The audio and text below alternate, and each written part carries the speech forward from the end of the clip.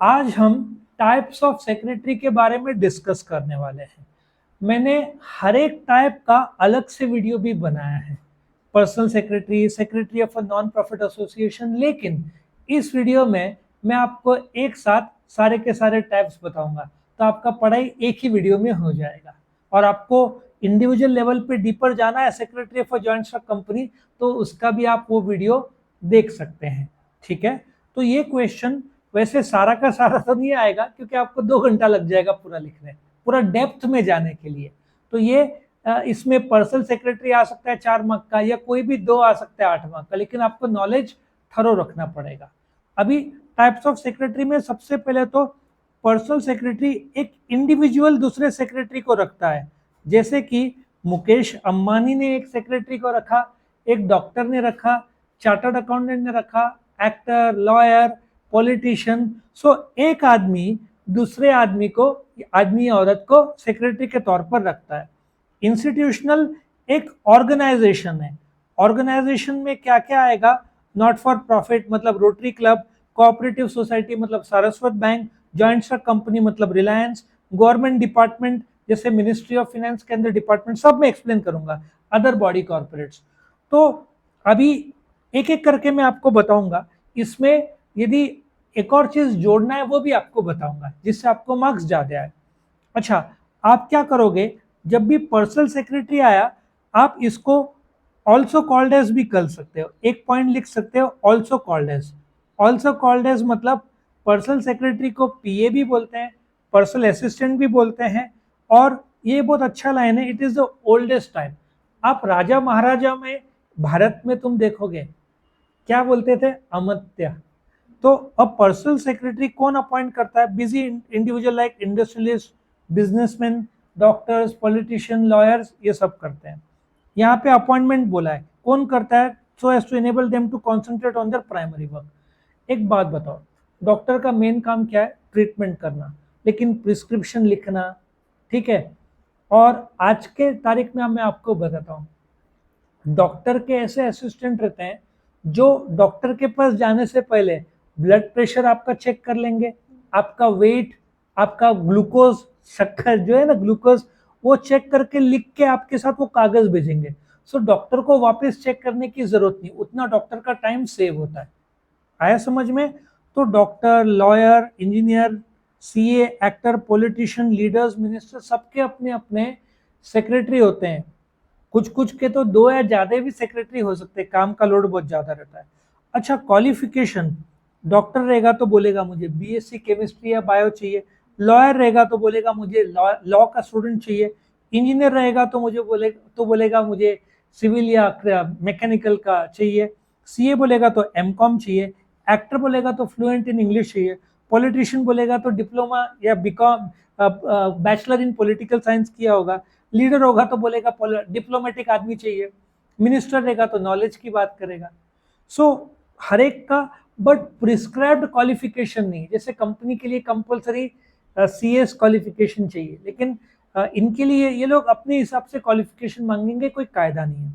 Qualification कोई specific qualification नहीं है, लेकिन जैसे मैंने बताया, सीए, बीकॉम या एमकॉम मांगेगा। ग्रेजुएशन तो हर कोई मांगेगा, good command over English, computer knowledge, typing skills, ability to take dictation, diplomatic, ability to deal with people, fluency in English. Actor रहेगा तो बोलेगा कि तू ग्रेजुएट मेरे लिए काफी है, but you should be good looking, fluency in English, ability to understand things, है ना, ये सब चीज बोलेगा वो। एम्प्लॉयर जो बोलेगा वो।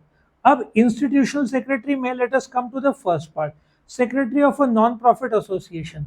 एनपीए किसको बोलते हैं? जिसका ऑब्जेक्टिव सेवा रहता है, जैसे कि rotary club, rotaract club, lions club, ये सब सर्विस के लिए शुरू करते हैं, और इनको जो चलाते हैं उनको मैनेजमेंट कमिटी बोलते हैं या मैनेजिंग कमिटी बोलते हैं। जैसे कंपनी में चलाने वाले लोग को डायरेक्टर्स बोलते हैं, वैसे नॉन प्रॉफिट एसोसिएशन को जो चलाता है ना, उसको मैनेजिंग कमिटी या मैनेजमेंट कमिटी बोलते हैं।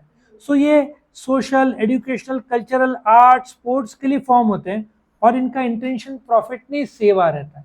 एग्जाम्पल आप यहाँ पे दिया हुआ है, rotary club, lions club, sports club, chamber of commerce, है ना। तो ये लोग सेक्रेटरी को फुल टाइम या पार्ट टाइम बेसिस पे अपॉइंट कर सकते हैं। अगेन कायदे से कंपलसरी नहीं है, लेकिन फिर भी अपॉइंट इसलिए करते हैं कि इन क्लब्स को इनकम टैक्स बेनिफिट लेना हो तो अकाउंट्स रखना पड़ता है, इनकम टैक्स रिटर्न फाइल करना पड़ता है, मैनेजिंग कमेटी की मीटिंग्स होते हैं, एक्टिविटीज होते हैं, फीस का जो कलेक्शन, कुछ तो मेंबर बनने के लिए चार्जेस होंगे, उसके फी रिसीट देने होते हैं। तो ये सब डे टू डे काम के लिए मदद होता है। प्रिस्क्राइब्ड क्वालिफिकेशन नहीं है, लेकिन सेक्रेटरी को डे टू डे फंक्शनिंग के बारे में नॉलेज होना चाहिए। उसको कंप्यूटर करस्पॉन्डेंस, क्योंकि गवर्नमेंट के साथ क्लब है लेकिन गवर्नमेंट का नजर रहेगा। बहुत सारे ऐसे भी क्लब्स है जिसमें गवर्नमेंट ने, एनजीओ बोलते हैं, नॉन गवर्नमेंट ऑर्गेनाइजेशन, गवर्नमेंट ने इल्जाम लगाया कि आप ब्लैक या इंडिया का पैसा हवाला का डील करते हो। कुछ एनजीओ पे तो गवर्नमेंट ने बैन लगा दिया, तो इसलिए गवर्नमेंट की नजर रहती है ऐसे क्लब्स में। तो सेक्रेटरी को नॉलेज होना चाहिए कि गवर्नमेंट के जो कायदे हैं वो पूरे किए जाए। ठीक है। Secretary of a cooperative society. Now cooperative society सबसे पहला क्या है, इसका भी ऑब्जेक्टिव सर्विस है। तो आप बोलोगे फर्क क्या है नॉन प्रॉफिट और कोऑपरेटिव सोसाइटी में? इसका registration Maharashtra cooperative societies act 1960 के तहत होता है। अब आप not for profit rotary club पूरे देश में है, बराबर है, लेकिन जैसे कि सारस्वत बैंक आपने सुना होगा, आपको सारस्वत बैंक नॉर्मली पूरे महाराष्ट्र में ही मिलेगा, महाराष्ट्र के बाहर नहीं।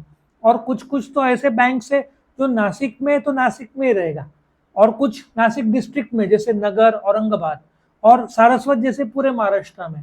तो कोऑपरेटिव सोसाइटी में कम से कम 10 लोग लगते हैं। इनका ऑब्जेक्टिव सर्विस रहता है, इनको भी चलाने वाले मैनेजिंग कमिटीज रहता है। Maharashtra state cooperative societies act 1960 लागू होता है। एक और कायदा लागू होता है कोऑपरेटिव सोसाइटीज एक्ट 1912।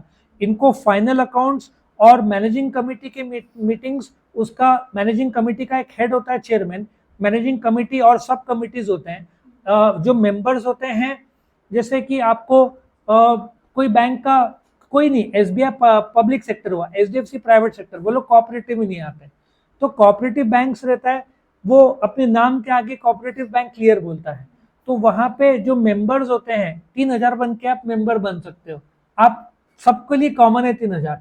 तो मेंबर्स के भी मीटिंग होते हैं, चलाने वाले मैनेजिंग कमेटी के भी मीटिंग्स होते हैं, कोऑपरेटिव सोसाइटी के कायदे होते हैं, अकाउंट्स इस हिसाब से बनता है।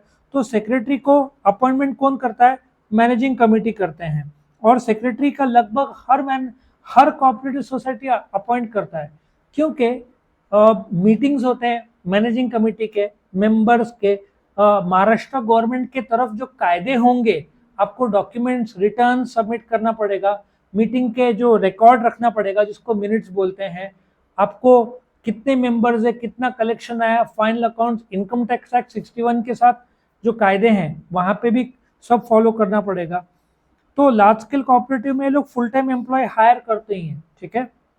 और क्वालिफिकेशन, सेक्रेटरी का कोई प्रिस्क्राइब्ड क्वालिफिकेशन नहीं है, लेकिन क्या होता है, वो लोग बोलते हैं आपको Maharashtra state cooperative societies act के कायदे लागू मानने चाहिए, क्योंकि क्या होता है, वहाँ पे मीटिंग से पहले नोटिस के उतने दिन होते हैं, उतने दिन पहले नोटिस भेजना पड़ता है, उसके साथ अटैच डॉक्यूमेंट करना पड़ता है, फिर मेंबरशिप से जो पैसा लेते हैं ना पूरे साल का, वो चार्जेस होते हैं, उसका रिसीट देना पड़ता है।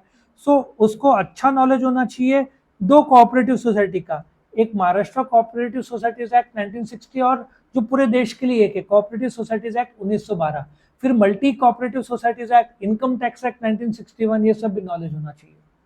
आया समझ में? अच्छा, कंज्यूमर कोऑपरेटिव सोसाइटी है तो जीएसटी का भी नॉलेज होना चाहिए। तो ये सब कायदे आपको पते होने चाहिए।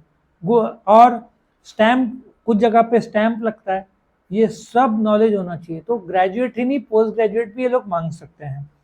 अच्छा, joint stock company. Joint stock company क्या है, इंडिया में कैसे पहचानने का? कंपनी है लिमिटेड या प्राइवेट लिमिटेड नाम के अंत में होगा, मतलब कंपनी जैसे Reliance, RIL, Reliance industries limited, या एप्पल सुना है, एप्पल इंडिया में एप्पल इंडिया प्राइवेट लिमिटेड है। प्राइवेट लिमिटेड के शेयर्स मार्केट में नहीं होते, पब्लिक लिमिटेड के शेयर्स मार्केट में होते हैं। सो कंपनी में कम से कम 2, प्राइवेट में, पब्लिक में मिनिमम 7, प्राइवेट में मैक्सिमम 200, पब्लिक में अनलिमिटेड लोग होते हैं। जो चलाते हैं उनको बोर्ड ऑफ डायरेक्टर्स बोलते हैं। एप्पल इंडिया में प्राइवेट लिमिटेड है, अमेरिका में पब्लिक लिमिटेड है। नहीं, शोरूम का संबंध नहीं, वो एप्पल का डिसाइड करता है कि शोरूम खोलना है कि नहीं खोलना है। लेकिन जो कंपनी एज अ होल है वो इंडिया में एप्पल इंडिया प्राइवेट लिमिटेड है। शोरूम तो आगे का स्टेप हुआ, रजिस्टर किस प्रकार से किया उन्होंने, एप्पल इंडिया प्राइवेट लिमिटेड। आया समझ में। नासिक का सुला वाइन्स पहले प्राइवेट लिमिटेड था, फिर वो पब्लिक लिमिटेड हुआ, अब उसने शेयर्स बाजार में लाए थे 2 साल पहले, अब वो लिस्टेड कंपनी है जिसके शेयर्स शेयर बाजार में बिकते हैं। आपका हो सकता है पब्लिक लिमिटेड हो लेकिन शेयर बाजार में शेयर ना हो। सुला ह्यूंडई पब्लिक लिमिटेड कंपनी है बट उसके शेयर्स अभी 1-2 महीने बाद आने वाले हैं, 25,000 करोड़ का शेयर मार्केट में लाएगा। सो ये अपॉइंटमेंट कौन करते हैं, बोर्ड ऑफ डायरेक्टर्स अपॉइंट करते हैं।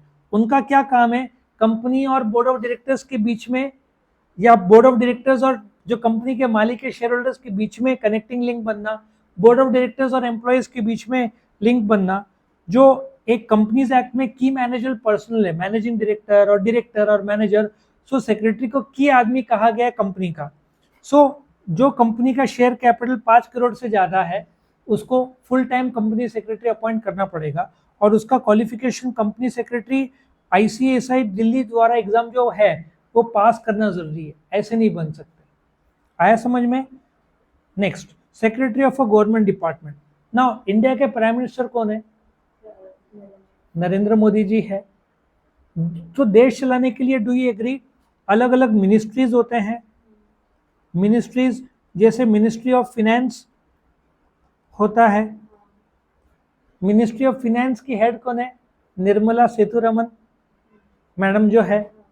उस मिनिस्ट्री के अंदर डिपार्टमेंट होंगे, department of revenue, department of expenditure, हर एक डिपार्टमेंट होगा। उस डिपार्टमेंट का हेड होगा सेक्रेटरी, ठीक है, ये सेक्रेटरी गवर्नमेंट का सेक्रेटरी होगा।